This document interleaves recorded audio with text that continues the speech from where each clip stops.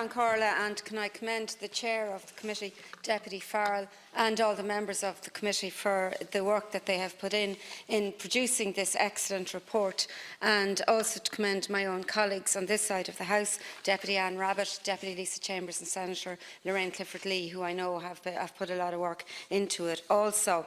And I think the recommendations that are made are absolutely hugely important, and to a certain extent they mirror some of the recommendations that my own committee, the Education and Skills Committee, made last year.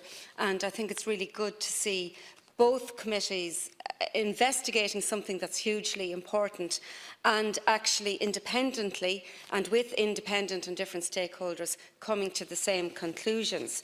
As we know, Minister, there's a global problem of childhood obesity right around the world, and we see that from the evidence that has been given to both committees.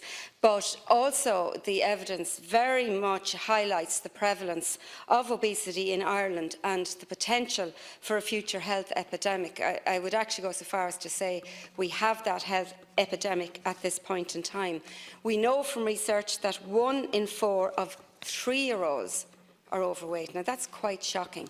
1 in 4 of 3-year-olds are overweight, or we can go so far as to say the word obese is not a word we like to use with children, but I think sometimes we have to own the problem as it is.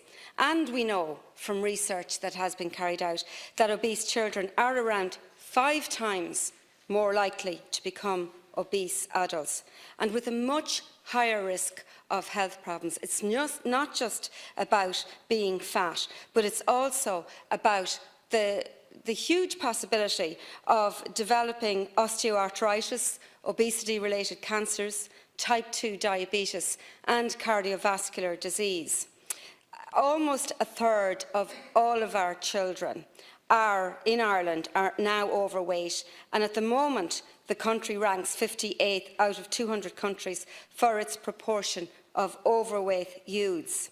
The latest statistics compiled by the NCD Risk Factor Collaboration demonstrates, and this is frightening also, a 10-fold increase in the rate of obesity among Irish boys between 1975 and 2016, and a 9-fold increase among Irish girls. The problem absolutely has to be tackled at an early age, but the issue can only be tackled with a change in our attitude in society and a multi-sectoral approach in order for any strategies to have the desired effect in the long term. It cannot be just with one department. There has to be a cross-departmental approach to this. In addition to any other initiatives and parental involvement with regards to this issue from a young age, and again I speak from the point of view of the committee that we brought forward in education, schools play an absolutely vital role in promoting healthy lifestyles, healthy eating and nutrition, and the provision of physical education to prevent obesity before it becomes established. And that's, of course, when schools have PE halls and have PE programmes. And as we know, there are schools in every constituency that do not have PE halls. I don't have to go too far from where I live in Newbridge to the Curragh Post-Primary School that has no PE hall whatsoever. To deal, they say, with a problem which costs this state approximately €1 billion annually. So that's the cost of dealing with obesity to the taxpayer. In terms of treating individuals who are overweight or obese, it is essential that ongoing and sustainable school programmes, teacher training and training for communities and parents are in place to reverse obesity trends. And I'm just going to go to some of the recommendations that the Education Committee made, which tie in very much, and it's just to reinforce the work that the Committee on Children and Youths have done. We have also spoken about the introduction of an outright ban on vending machines which dispense unhealthy food and drinks in schools, and I think that absolutely has to happen. There is absolutely no way that unhealthy foods and drinks should be available for sale in school canteens, shops or vending machines. In speaking to schools about this issue, many of them say that it is a source of income that the schools badly need, and we all absolutely accept that capitation grants should be increased, able to support schools to do the work that they do.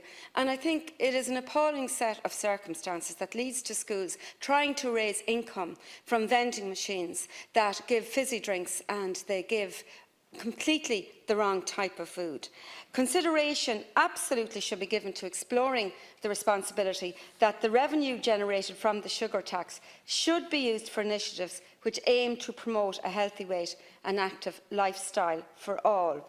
Break times should be targeted to improve increased activity in children, and that the provision of fixed playgrounds in primary schools is absolutely essential. Again, I don't have to go too far in my own constituency, Ballyshannon School, because of extensions to deal with the increasing number of schools, does not have appropriate playgrounds for children to be able to play.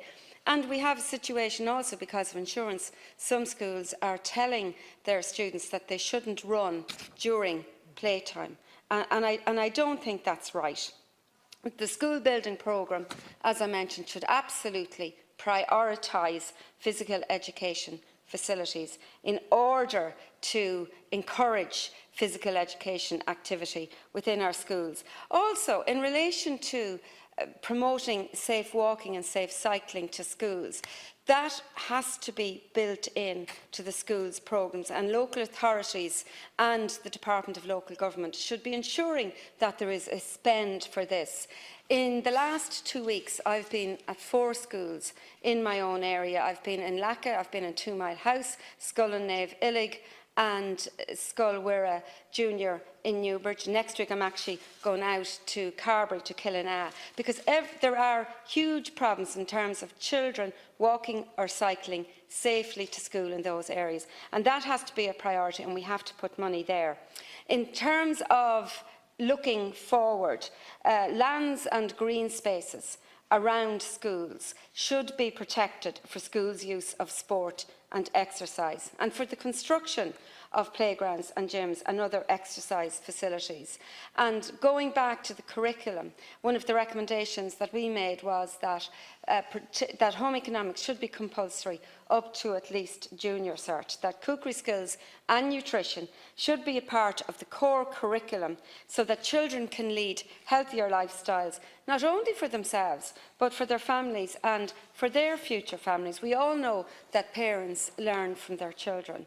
And I think, following through that thought process, we also, in terms of supporting our parents, need to have more parenting courses around nutrition, around dietetics, in terms of supporting our young people.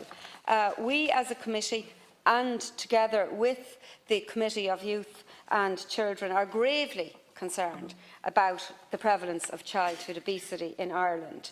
And, the practical recommendations that this committee are putting forward today should absolutely be incorporated together with the recommendations that we made from our committee, and they should be included in the government's plans for tackling childhood obesity.